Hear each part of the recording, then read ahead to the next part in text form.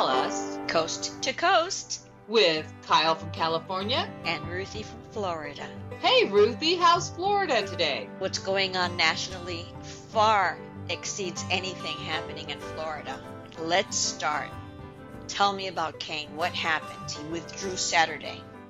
Well, he should have withdrawn a long time ago, but nonetheless, you know what I mean. However, yes, today he was apologizing. I know. It was a cheap joke, but it had to be said. He's quoting his 104-year-old dead grandmother on a statement that has absolutely nothing to do with what his sexual innuendos and the reason he is withdrawing. And you and I cannot insider trade. We can't. But if you're a congressman, you can get information in a congressional hearing, and then you can use it for your own financial gain. Well, it's little wonder that congressmen and senators are so wealthy. I'm running for office, that's all. You're tall enough? How tall are you in your stocking feet? 5'10". Well, I'm going to change it up to something nicer. Christmas shopping sounds like fun to me. So I think I would like something that Elizabeth Taylor once owned. How about you? I would love the diamonds. Have you seen them? You can go online to Christie's.com and click on Elizabeth Taylor and do a slideshow of her gowns, of her jewels, of her shoes. You know how I feel about shoes.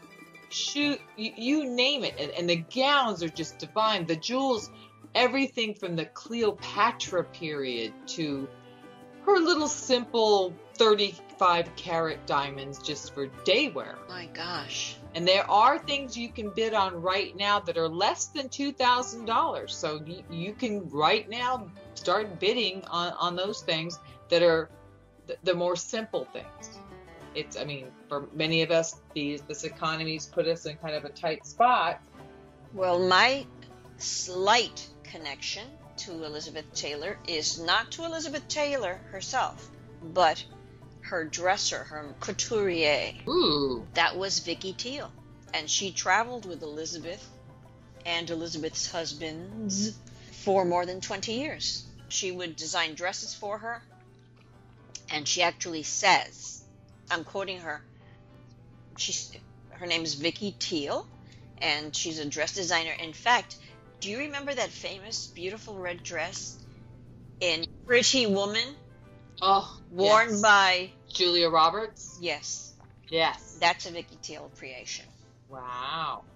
She said it had 18 whale bones in it to keep that hourglass figure in place. Wow. And she states that Elizabeth Taylor taught her not to follow fashion, but to create dresses to please men, no matter how powerful the woman was. Isn't it something? Our business manager interviewed Vicky Teal, and if you look for Vicky Teal on syndicatednews.net, you'll come up with the interview, and there are some of her creations. Her fashion designs are there. Think I could go to, say, her sales closet and grab something in a size 8? She's in New York, and yes, you can. Ooh. Yes, you can. I'll give you her email, and you can email her and ask her. I'm sure she has everything for sale, but she's unbelievable, the fashion designs. She has, they're unique, they're gorgeous, stunning, beautiful, beautiful, beautiful work.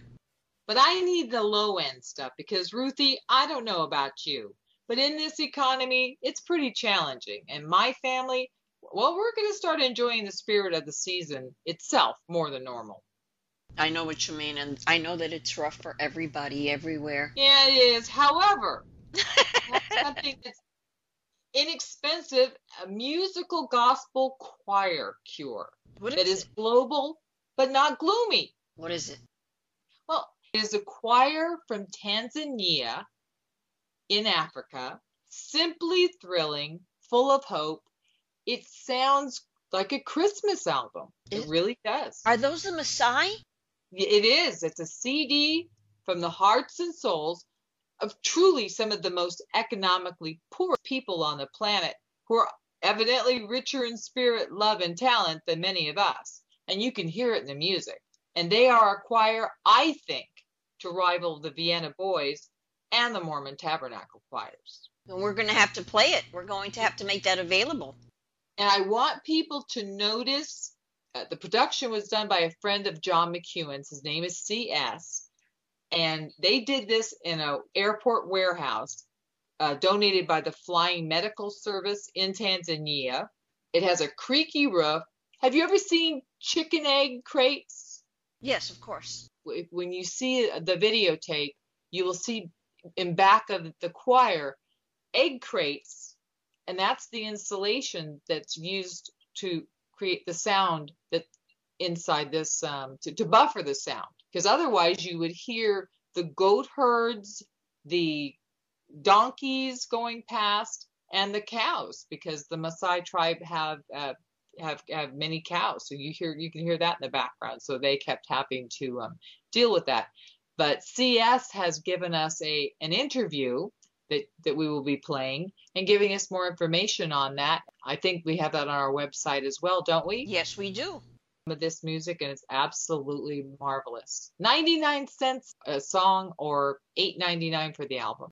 That's excellent, and we'll have it up by tonight.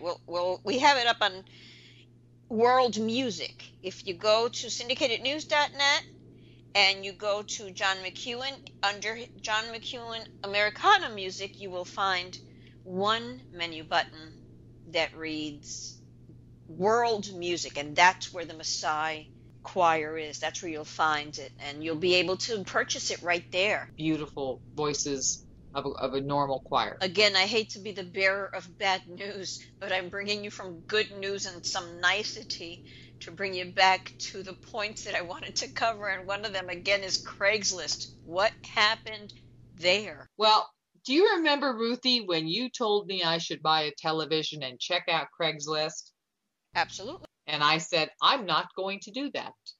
I had already heard about several Craigslist problems. I had heard that, and I said, no, gentleman has just been arrested for 3 murders, telling young women, come on down, I have a job for you.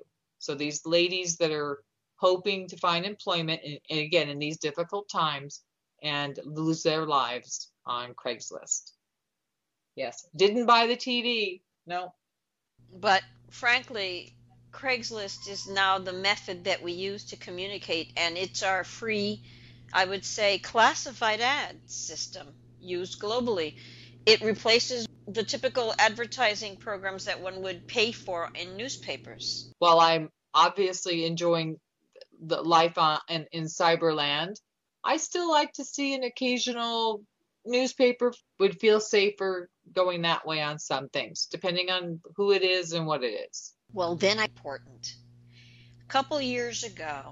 A few years ago, the authorities in several states decided that rather than have young girls drown, beat, or microwave their infants, that they should swaddle them and bring them to a hospital, drop them off at a fire station or a school or any place where there is activity and people, and call in the authorities and say, I just left an infant on so-and-so and so or something. Yikes! Just for the child's safety.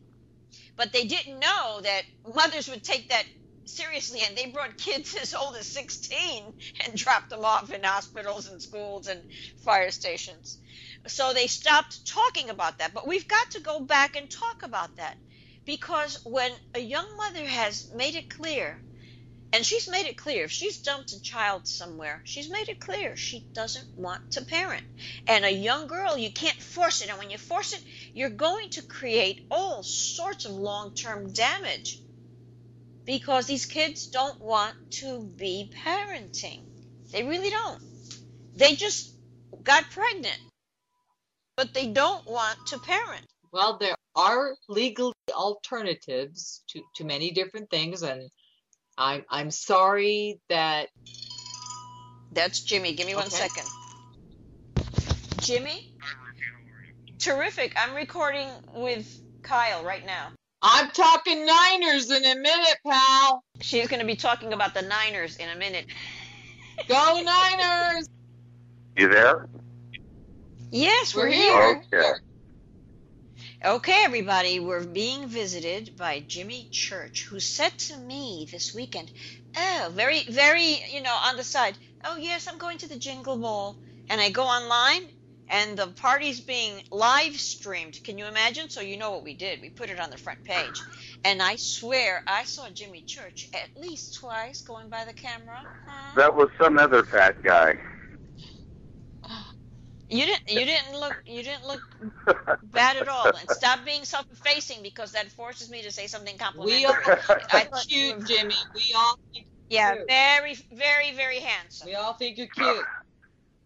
And Mrs. Church thinks so too. So there. So what are we talking about tonight? What we're talking about tonight is my part in California.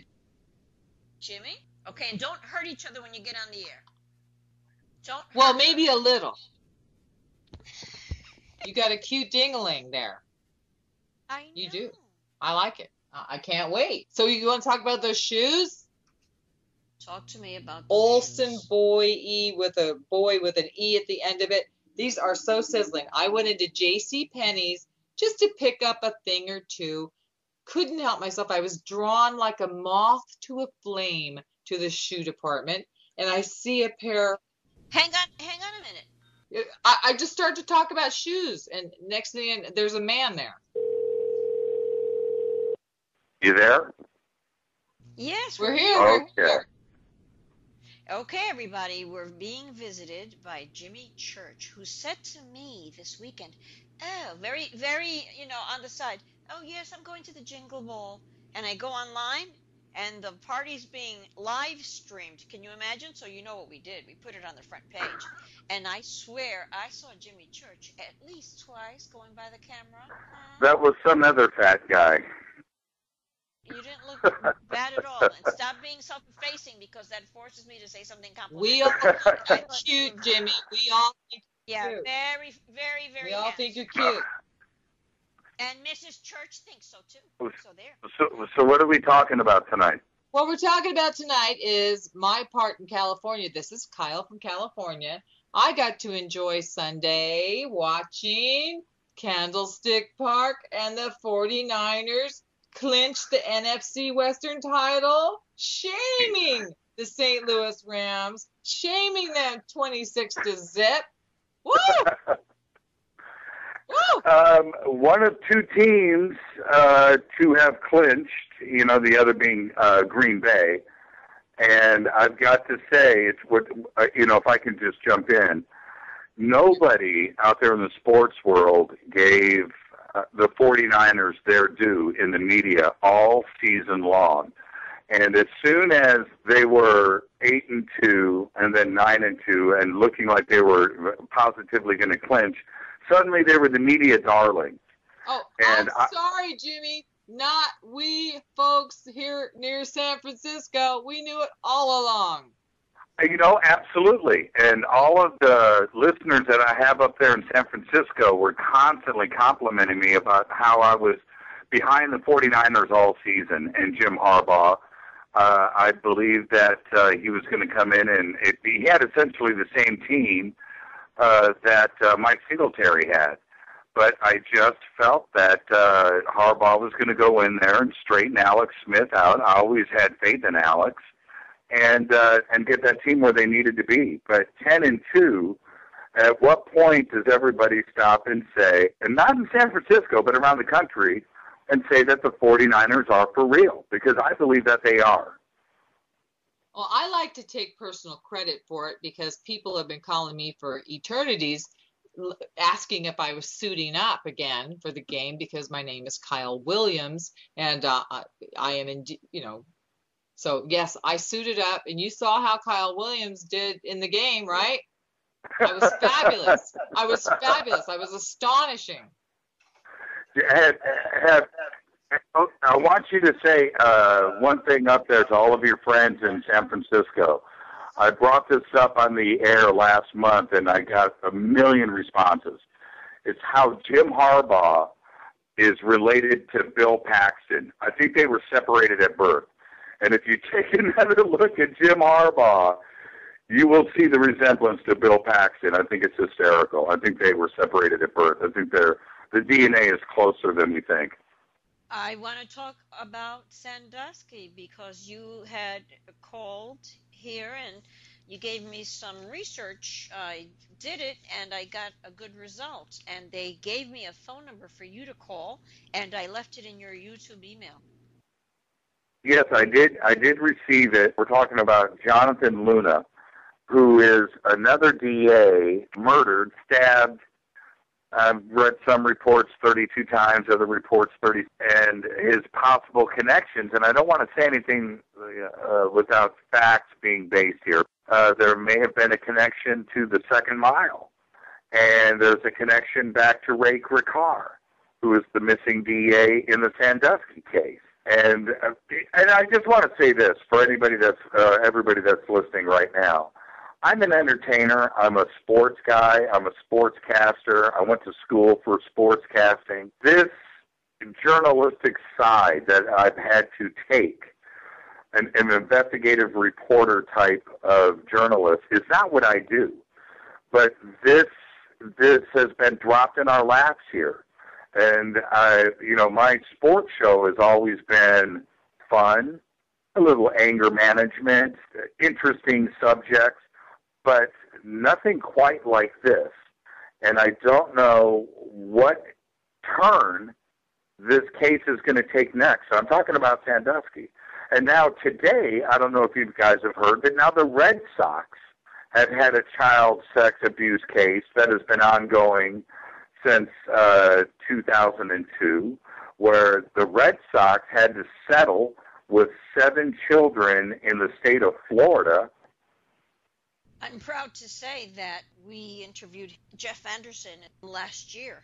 Jeff Anderson is one of the most successful attorneys that has actually sued the Vatican on several occasions. He's won twice. So it's him and his wife are the legal team with this newest Sandusky victim. Is that correct? I don't know as much about it as you seem to come up with. I don't know. It's fantastic.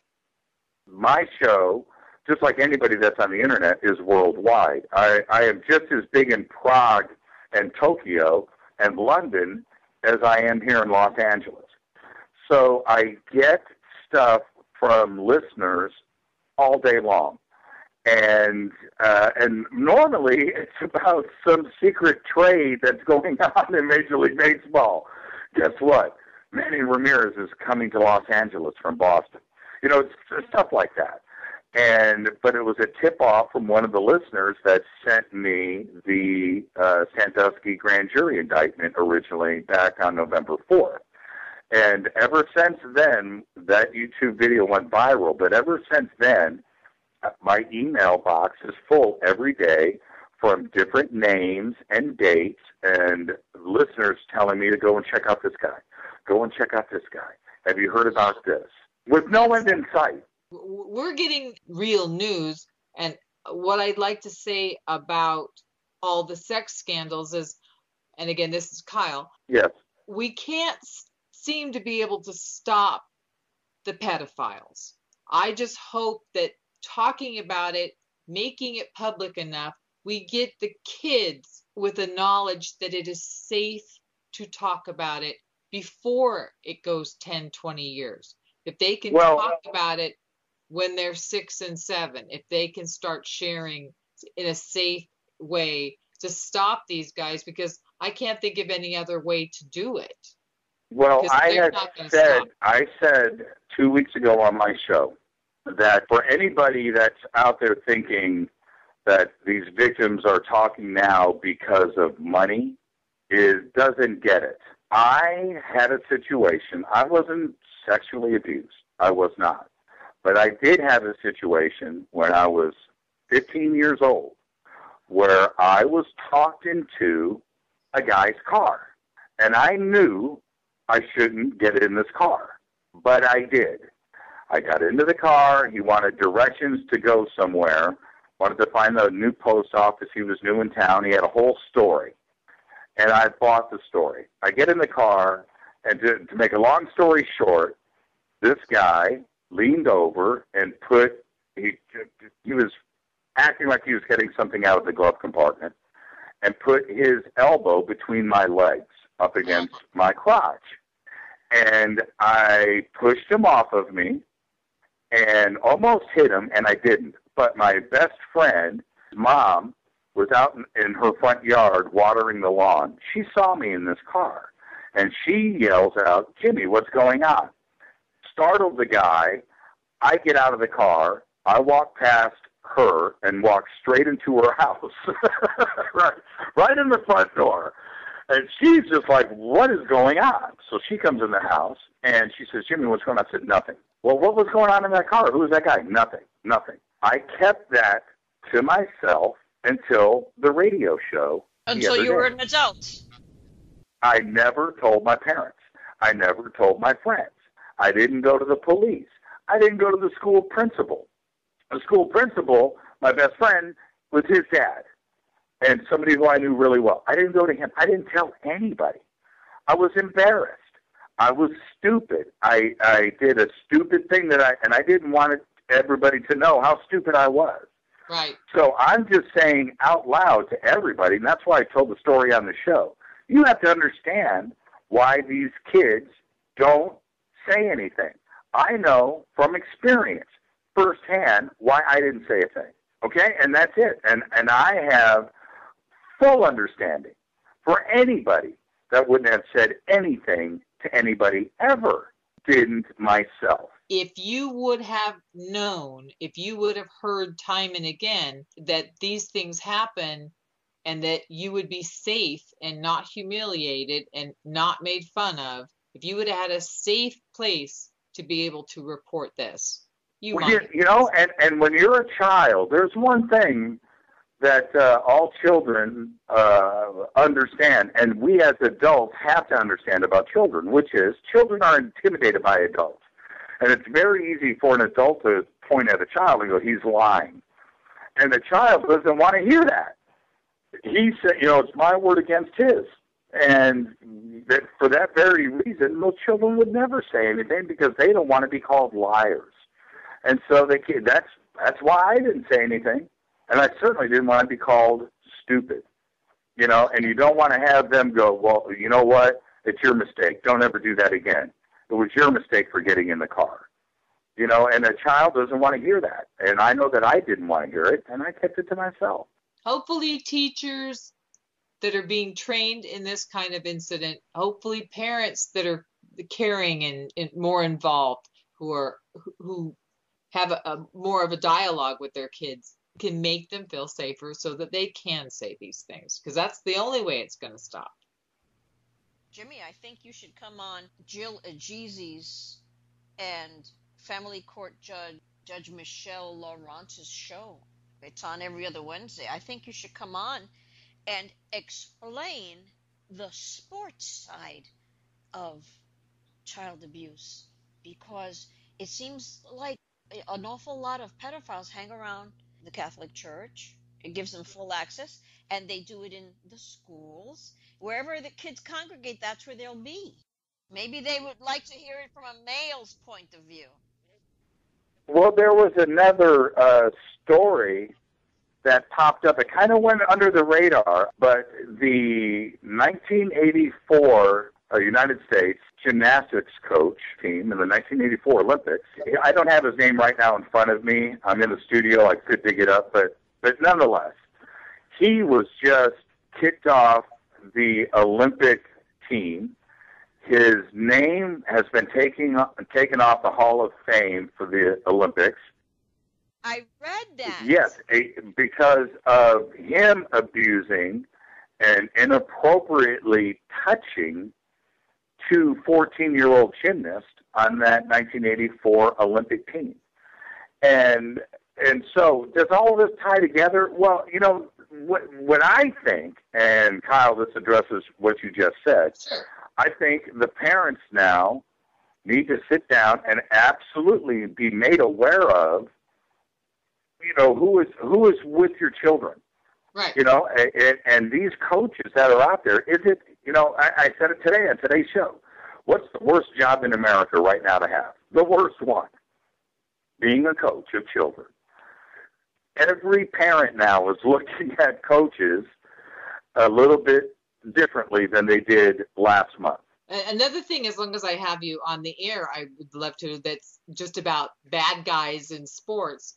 I'm bugged about Michael Vick. I'm bugged about Michael Vick being, even though he paid his price, gosh, just to have, I mean, that is not a nice man. That's a bad guy being paid bazillions of dollars to play sports, and now we've forgotten about his dog mauling conviction. Right. The fighters that, well, Kobe Bryant. Short memory. I'm just Short saying memory. that, you know, Kobe Bryant, as far as I'm concerned, is a rapist, and there he is, you know, because he can shoot a tray from downtown, you know, right. There he is, he's being applauded. So we have such a mixed up way about, I mean, I'm in Central California, so I'm a Sacramento's King fan, although I haven't been in years. But when they had Peja and Vladi and all those guys, they seemed to be such gentlemen. It was fun to watch. And now it seems like all we got are thugs. So what's the deal? Well, once a month. Well, I used to do it once a month. Now I do it once a week. Once a month, I do the Sports Arrest Database Update. It's a big feature on my show. And so we dig around the country. We go through all the local papers, and we find everybody that's been arrested in sports. Out of those 3,000 NFL players, last year, 2010, there were 300 DWI arrests. Now, in any company in America, if you had 3,000 employees and 10% had DUI convictions, I think you've got a problem. Okay? Now, the NFL has just DUI arrest. There were something in the neighborhood, I don't have the direct data in front of me, but there was something like 70 arrests in the NFL for gun possession or a shooting. Now, that's gun possession in a car, driving around with a gun. If you had a company that had that kind of problem, think about it. You would have to directly address this. The NFL has it. 1 in 4 in the NFL has been arrested for DWI, for gun possession, for shooting, for robbery, or for spousal abuse. But because they can smack, hit, knock down, and sack, we're going to pay them millions and millions of dollars and cheer them on the sidelines. But what is causing it's it? Fine. That's the thing. I understand. I totally understand why Michael Vick was able to play last year. I do. He puts fans in the seats, and he sells tickets, and he makes money for the team. And money, you know, I say it all the time. Ruthie will tell you, follow the money, and the truth will set you free. It always comes down to that. But what I don't get about Michael Vick is he, when he got out of prison, said that he deserved his job back in the NFL. And I'm sorry, I don't agree with that. If you are arrested as you're an inside trader, you're an attorney, and you're working for a stock exchange, a stock brokerage firm in New York City, and you get busted for insider trading, you go to prison, you lose your bar card. You don't get to be an attorney again when you're not entitled. You're entitled to make a living and get a job, but you're not entitled to get your old job back. Do you follow me? Yes. And that's my problem with Michael Vick. So he acted like he was entitled, and then we turn around and we do give him that job back. Of course. With that thought, let's put Casey Anthony in a cheerleader outfit, give her a couple of pom-poms, and let's fill some seats with that. You know, do you remember the old movie with Richard Dawson and Arnold Schwarzenegger called The Running Man? Yes, yes, okay. Yes. Do you remember when that movie came out? We all thought to ourselves, there's no way this reality television thing that they're talking about in this movie will ever happen. It will never come down to that. It's fun to watch, but here we are in 2011, we are completely living that movie. Yes. And as long as people are willing to pay for it, you can see it. And I wouldn't doubt if Casey Anthony could be put in a cheerleader outfit. Now, the Michael Vick situation, with him, I'm a dog owner. That totally bothered me. I spent a lot of time on the air talking about that and how if I owned an NFL team, I don't care about his talent. And I thought that there were enough dog lovers in the city of Philadelphia that would stand up and be outraged and say, no, we don't want this guy on our football team. He's a puppy killer. And I honestly felt in my heart of hearts that that's what was going to happen. But the exact opposite happened. And nobody shouted loud enough about that. So there are little children wearing Michael Vick shirts, paying NFL prices. Yes, absolutely. That makes me crazy. Then we all have to accept that. He shouldn't have fooled around on his wife. That was bad. I guess so, but rolling past that, I don't think Mike Tyson did it either. Yet he went to prison. And I think that was Mike Tyson went to prison for Clarence Thomas's bad deeds. They couldn't get Clarence, so they got Mike Tyson. That's what I think. What's funny is what we're talking about. All of these subjects that we're talking about right now are how we hold these athletes in such high regard, almost godlike figures. We treat them as legends before they're even legendary. We hold these guys in such high regard. And guys, not gals. Guys, not gals. No, unfortunately, the women players aren't interesting as pro. Guys, not gals, because I remember when some young lady who was an athlete, was a runner of some kind, I don't know the expressions, I'm not into sports, and I remember she lied to a grand jury, and she had infants at home, and... You're talking about Marion Jones. Yeah. Yes, and at the very same time, these huge, overblown, extraordinarily exaggerated muscular men were sitting in front of a congressional hearing saying, oh, no, not us. We didn't take those hormones. And you knew from looking at them and comparing a picture of them maybe 8 and 9 months before, you knew that something miraculous had happened to their bodies. Right. And they lied. They got away with it, and they didn't do a day of time, yet the woman wound up going to jail. Marion Jones fessed up. Okay. She went to federal prison. Yes, she did. I will say this. The baseball players didn't go to prison.